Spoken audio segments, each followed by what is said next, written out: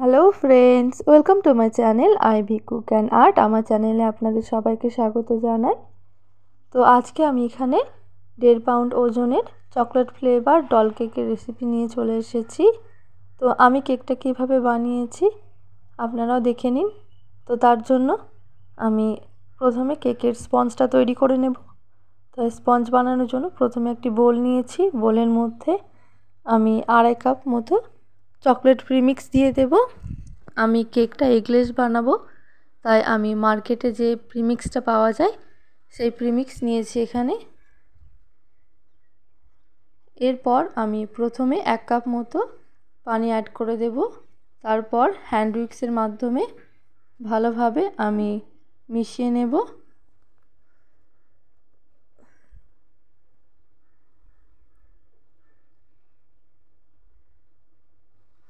এরপর আমি আরও একটু পানি অ্যাড করেছি, কারণ আমি যতটা পরিমাণ প্রিমিক্স দিয়েছি তার অর্ধেক পানি দিতে হবে। আমি 2.5 কাপ মতো প্রিমিক্স দিয়েছি, তাই আমি এখানে 1 কাপ আর সামান্য পরিমাণ আমি পানি অ্যাড করেছি। আর আমি এখানে 2.5 চামচ মতো তেল অ্যাড করব। 1 কাপ প্রিমিক্সে 1 চামচ মতো তেল অ্যাড করে, তাই আমি এখানে যেহেতু 2.5 কাপ প্রিমিক্স নিয়েছি সেহেতু আমি এখানে 2.5 চামচ তেল দিয়েছি, সাদা রিফাইন্ড অয়েল। তো এরপর আমি ইলেকট্রিক বিটারের সাহায্যে আমি এই ব্যাটারটা ভালোভাবে বিট করে নেব। আমি 5 মিনিট মতো এই বিটারের সাহায্যে বিট করে নেব।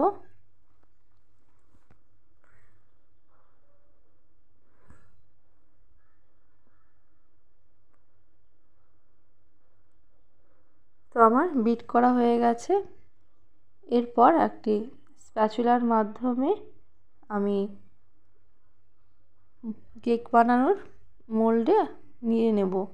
তো আমি আগে থেকেই বাটার পেপার দিয়ে রেখেছি মোল্ডের ভেতরে। তো আমি এই মোল্ডে অর্ধেকের বেশি পরিমাণ আমি ব্যাটার দিয়ে দিলাম। যেহেতু আমি ডল কেক বানাবো সেহেতু আমার ডল কেকের মোল্ড ছিল না, তাই আমি দুটো জায়গাতে কেক বানিয়ে নেব, একটা বড় আর একটা ছোট। তো এরপর আমি ভালোভাবে ট্যাপ করে নিলাম যাতে ভেতরে কোনো বাবলস থাকলে সেগুলো বেরিয়ে আসে। তো আমি প্রথম মোল্ডটা 6 ইঞ্চির ব্যবহার করেছি, আর এটা ব্যবহার করছি মোটামুটি 3 ইঞ্চি মতো। এরপর আমি এই বাটির মধ্যে বাকি ব্যাটারটুকু ঢেলে দিলাম, আর স্প্যাচুলার মাধ্যমে আমি চারিদিকটা সমান করে দিলাম। তো এরপর আমি ভালোভাবে বাটিটা ট্যাপ করে নেব যাতে ভেতরে কোনো বাবলস থাকলে সেগুলো বেরিয়ে আসে। তো এরপর চলুন বেক করে নেব। তো আমি প্রেসার কুকারে বেক করব, তাই আমি কুকারের স্ট্যান্ডারের ওপর এক এক করে আমি এই ব্যাটারগুলো সাজিয়ে দেব। আমি একটি কুকার নিয়েছি, কুকারটি মোটামুটি 10 মিনিট মতো আমি গ্যাসের আগুনে প্রিহিট করে নিয়েছি। এরপর আমি এই কুকারের মধ্যে আমি স্ট্যান্ডারটা দিয়ে দিলাম আর কুকারের ঢাকনাটা লাগিয়ে দেব। অবশ্যই যেন সিটিটা খুলে রাখবেন, কুকার থেকে নর্মাল দিতে হবে। তো আমার প্রায় 40 মিনিট পর আমার কেকটা রেডি হয়ে গেছে। আমি স্পঞ্জগুলি ভালো করে ঠান্ডা করে নিয়েছি। এরপর আমি এই মোল্ড থেকে এই স্পঞ্জগুলি বের করে নেব। তো তার জন্য একটি চাকুর সাহায্যে আমি মোল্ডের চারি সাইডে ভালোভাবে আমি ঘুরিয়ে আলগা করে নিচ্ছি যাতে সহজেই স্পঞ্জগুলি বাইরে বেরিয়ে আসে। তো দেখতে পাচ্ছেন আমার স্পঞ্জটি কত সুন্দর হয়েছে, আর মোল্ড থেকে খুব সহজেই বেরিয়ে এসেছে, আর কতটা সফট হয়েছে। তো দেখতে পাচ্ছেন কতটা সফট আর সুন্দর হয়েছে। তো প্রথমে আমি বড় মোল্ড থেকে আমি স্পঞ্জটা আঁচড়িয়ে নিয়েছি। এরপর যে ছোট স্পঞ্জটা আছে সেটাও আমি আঁচড়িয়ে নিলাম মোল্ড থেকে। আর তলার যে বাটার পেপারটা দেওয়া ছিল সেটাও আমি এই কেক থেকে আঁচড়িয়ে নিলাম।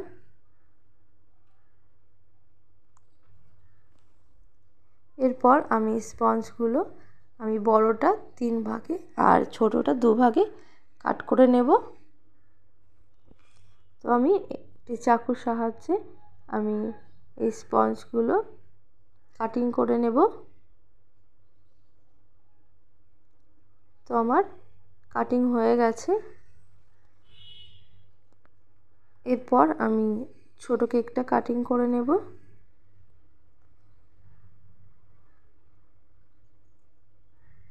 তো ছোট কেকটাও কাটিং হয়ে গেছে। তো আপনারা খুব সাবধানে কাটিং করবেন, কারণ এগলেস কেকটি প্রচণ্ড সফট হয়। তো আপনার কাটিং করার সময় কেকটা ভেঙে যেতে পারে, তো খুব সাবধানে করতে হবে। তো আমার সামান্য একটু ভেঙে গেছিলো, কারণ কেকটা এতটাই সফট হয়েছিল, আপনাকে দেখিয়ে দিলাম। তো এরপর আমি গানাশ তৈরি করে নেব। তো তার জন্য আমি এখানে ডার্ক কম্পাউন্ড নিয়েছি, আর কম্পাউন্ডের মধ্যে আমি কিছুটা হুইপড ক্রিম দিয়ে দিলাম, অর্থাৎ যতটা আমি চকলেট নেব তার হাফ আমি এখানে হুইপড ক্রিম দিয়েছি। আপনারা চাইলে দুধও দিতে পারেন। তো এরপর আমি মাইক্রোওভেনে মোটামুটি 1 মিনিট মতো গরম করে নিয়েছিলাম। তো তারপরে আমি একটি হ্যান্ড উইক্সের মাধ্যমে ভালোভাবে নেড়ে এই গলে যাওয়া চকলেটটা হুইপ ক্রিমের সাথে ভালোভাবে আমি মিশিয়ে গানাশ তৈরি করে নিলাম। তো এই গানাশটা ঠান্ডা হওয়ার পরেই আমরা ব্যবহার করব। তো এবার আমি ক্রিম তৈরি করার জন্য আমি 1 কাপ মতো আমি হুইপ ক্রিম নিয়েছি। এরপর আমি ইলেকট্রিক বিটারের সাহায্যে মোটামুটি 10 মিনিট মতো আমি বিট করে নেব। তো দেখতে দেখতে আমার 10 মিনিট হয়েও গেছে, আর ক্রিমটাও আমার রেডি হয়ে গেছে। এরপর আমি একটি স্প্যাচুলার মাধ্যমে একটা জায়গাতে কিছুটা ক্রিম তুলে রেখে দেব, পরে আইসিংয়ে কাজে লাগবে। আর এই যে বাকি ক্রিমটুকু আছে, ক্রিমের মধ্যে আমি চকলেট গানাশ দিয়ে দেবো, কারণ আমি চকলেট ক্রিম তৈরি করতে চাই। আর কেকটা যেহেতু আমার চকলেট কেক হবে, তাই গানাশ দিয়ে দেওয়ার পরে আমি আবারও বিট করে নেব বিটারের সাহায্যে।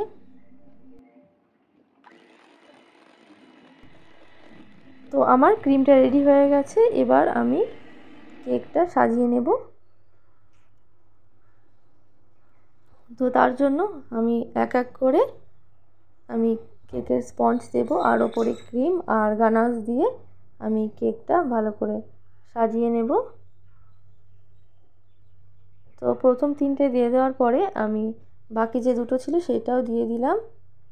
এরপর আমি ওপরে সাদা যে বাকি ক্রিমটা রেখেছিলাম সেই ক্রিমটা দিয়ে আমি ডল কেকটা আইসিং করে নিলাম। এরপর আমি ডল কেকের ডিজাইন বানানোর জন্য আবারও ক্রিম তৈরি করে নিলাম। তো এরপর চলুন ডিজাইনটা করে নিই। তার জন্য আমি এখানে রোজ নজেল নিয়েছি। রোজ নজেলের সাহায্যে আমি এইভাবে ঘুরিয়ে ঘুরিয়ে আমি ডিজাইন করে নিয়েছি। তো দেখতে পাচ্ছেন আমি এই ডল কেকটা আমি পিঙ্ক কালার অ্যাড করেছি। তো আমি এটা পুরোপুরি পিঙ্ক কালার নয়, আমি পাইপিং ব্যাগে কিছুটা পিঙ্ক কালার নেওয়ার পরে সেখানে আমি সাদা ক্রিম দিয়ে দিয়েছি, তার জন্য আমার কালারটা এরকম এসেছে।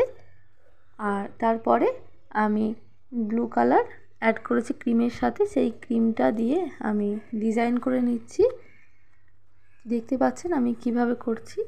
তো ডিজাইন করে নেওয়ার পরে আমি কিছুটা স্প্রিঙ্কেলস অ্যাড করে দিলাম। এখানে আমি গোল্ডেন কালার স্প্রিঙ্কেলস ব্যবহার করেছি। তো দেখতে পাচ্ছেন আমি কিভাবে করলাম। তো আপনারাও ফলো করলে আমার মতো এরকম ডল কেক তৈরি করে নিতে পারবেন।